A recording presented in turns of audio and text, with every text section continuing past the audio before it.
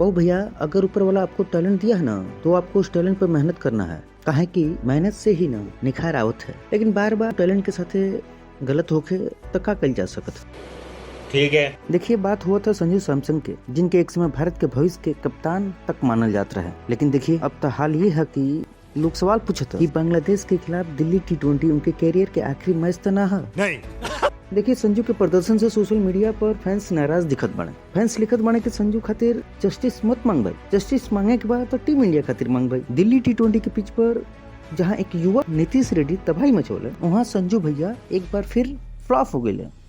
बात तो सही है। देखिए, गौतम गंभीर के फेवरेट संजू सैमसन दिल्ली T20 में 10 रन बना के आउट हो गए, तो सोशल मीडिया पे सवालों के बाढ़ आ गई कि क्या गौतम गंभीर संजू के टीम इंडिया से छुट्टी कर दिए। अब देखिए, ऐसा हुआ था कि ना, वो गंभीर सब बताइए। 2024 में संजू 7 T20 मैच खेले, जिनमें 0, 12, 58, 0, 0, 29 और 10 रन बनाए हैं। देखिए, फैंस सब संजू के प्रदर्शन से खुश नहीं है। फैंस चाहते हैं कि संजू की जगह ईशान किशन को टीम इंडिया में जगह मिले। 9 साल से संजू टीम इंडिया खातिर खेलत बने, फिर भी संजू के टीम इंडिया में जगह फिक्स नहीं है। क्या लागत है, संजू के अब संन्यास ले लगो? फैंस की राय है, कमेंट करके बताएं।